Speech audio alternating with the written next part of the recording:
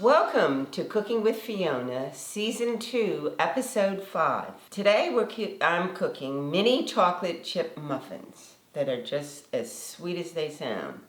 2 cups of all-purpose flour, 3/4 of a cup of sugar, 3 teaspoons of baking powder, 1 cup of buttermilk. I'll show you how I cheated on that one, but it's a good one. 2 large eggs, a 1/2 cup of salted butter, a little bit of salt, and 1.5 cups of semi-sweet chocolate chips. Okay, here we go. So let's start the recipe. So let's just put all the dry ingredients, which is 2 cups of flour, 3/4 of a cup of sugar, 3 teaspoons of baking powder, and just stir all that together. And there you go. How's that? That's all stirred up. Then we are going to put 2 eggs in here. Plunk them in here, and then we get a whisk. And then we're going to whisk it up. And it doesn't matter if it has lumps in it. Now, I told you about my little secret of making, well, I haven't told you yet, but making buttermilk. You get a cup of milk, and you get a tablespoon of vinegar, and voila, you have buttermilk. How about that? I bet you didn't know that. I didn't know that. So you pour that in, and then you pour the melted 1/2 cup of butter, and then you stir it all up. That's great. Let me get everything. I always say, you got to get to the last drop. That's what my mother said. Scrape it out, Fiona. So I do that. Listen to my mummy all the time. I think about my mummy. Anyway, so this is the mixture here, as we see. So these little muffins, I've prepared the oven. So I preheated the oven 350, and I prepared the muffin pans. So I put those little papers in there, and this is all stirred up. So honestly, you don't have to worry if there's lumps in the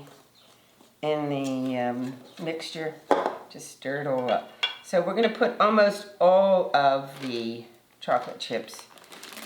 It's 1.5 cups. This is basically, and so I'm going to keep some to sprinkle on top before I put them in the oven. So here we go.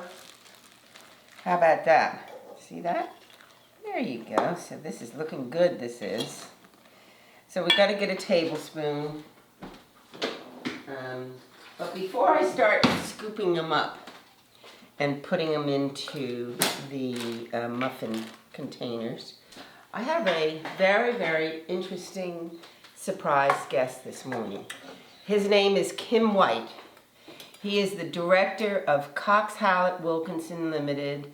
He's been a practicing lawyer for 37 years, just as long as I've been an agent. I've known him. He's been a wonderful friend of mine over the years. He is also the president of State House Trust Company Limited. Good morning, Kim. Come on over. And he's going to be talking about trusts and how nice to see you, Lovely to sweetheart. see you. Aw, thank you for coming. I'm To happy to be Cooking here. with Fiona, Yes. isn't it I've fun? been watching you with fascination as you whisked up that batter. Just in a second, wasn't it? It didn't take very long. No, it didn't, You're quick. honestly. I'm very quick. So, Kim, you've been doing this business for 37 years. Too long. No, Too not long. too long. Too loose, too long. And I'd like you to talk about trusts. Certainly. The reason why you set up trusts, how you set up a trust, what are the advantages, and what are the Okay. disadvantages. Great. And your business is real estate. Properties are oftentimes put into trusts for estate planning purposes, Right? or asset protection purposes. There are many reasons for putting a property into trust. But the principal ones are, as I just said, estate planning and asset protection. Now, how do you set a trust up? A trust is a concept that's been around since the 12th century, and it was started by the knights who go off on crusades, and they trust someone with their property. Well, that's interesting. I didn't know that one. So the trust evolved through the law and the common law, So you have a number of positions, for want of a better word. You have the settler, the person whose property is being put into trust. Mm-hmm.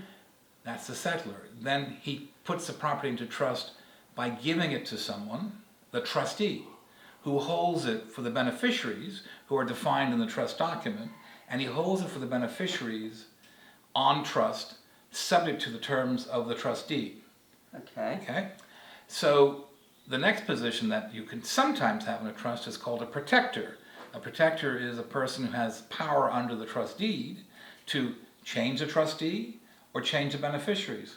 So it makes a trust a very flexible tool for changing situations, and families use these, and not just rich families, but families Lots with, of families. with a real estate investment, and who want it to be conducted in a certain way and to avoid estate duty and taxes, etc. And they also want it to be able to pass down through multiple generations of the family without incurring extra costs.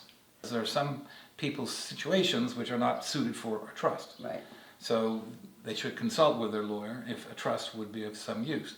And the ideal time to set a trust up is when you're buying a property, because the process of buying can be more tax efficient, stamp duty efficient. Right. If you do it at that point, as opposed to setting a trust up and then putting a property into trust, then it becomes much more expensive. And you incur a much larger stamp duty to do that. So can you discuss the cost of setting up a trust?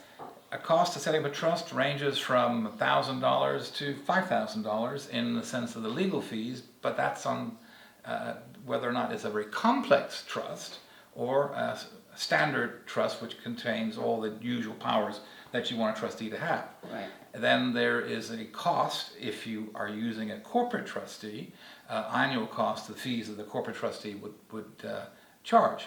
Right. But again, that's a matter of negotiation between the settlor and the corporate trustee. And the corporate trustee. That's interesting.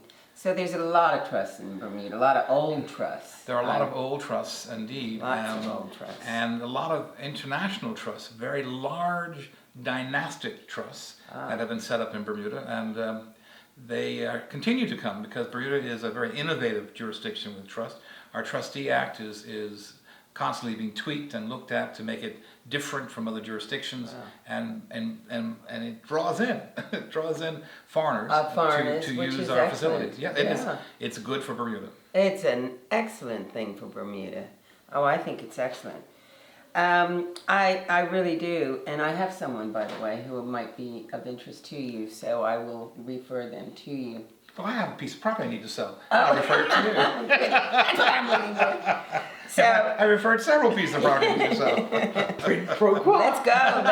Let's go. We're going to start. The oven is heated at 350, is all hot, and I've got the little mini muffin pans with their paper. So I'm going to ask Kim if I'll put one in, and you have to sort of use your finger.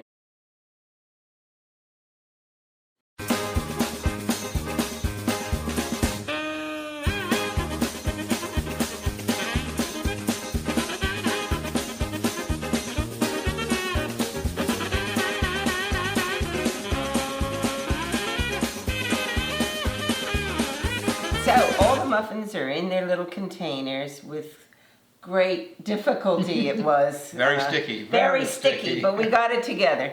So I'm going to sprinkle, they say sprinkle as many chips as you can on the muffins. I recommend more. Keep going. I got a lot.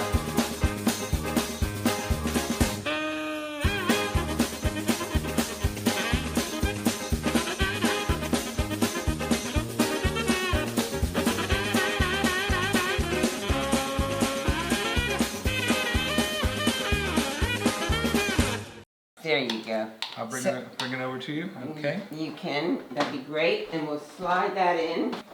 So now we wait for 20 minutes. One for good luck. One for you? One for you, one for me. Yum! Yes. The mini chocolate chip muffins have been in the oven for 20 minutes. And they're all ready to come out. And they're nice and warm and yummy. And look at those, aren't they pretty? So here we are. Thank you very much for joining me on Cooking with Fiona. And Kim, come over here, sweetheart. I couldn't have done this without you. It was great fun. And thank you so much for coming and talking Thank you for about... having me. And when are we going to dive into these muffins? We're going to dive into them right now. You ready? Kim and I are going to have a little taste of these. Here Look we at go. those lovely Kim. nasturtiums. Thank you. Aren't they pretty? You can eat one if you like because they're edible. They are entirely edible. So off we go. We can put A mouthful. a mouthful. I think I might take a half. And voila. Here it is. All finished. The chocolate chip muffins. Thank you so much for joining me. I'll see you very soon, and I appreciate you watching my Cooking with Fiona. Call me 534-9932 or text me on that number. Thank you. And if you ever need Kim's information, call me or connect with him at Cox Hallett Wilkinson. Indeed. Thank you again. Bye for now.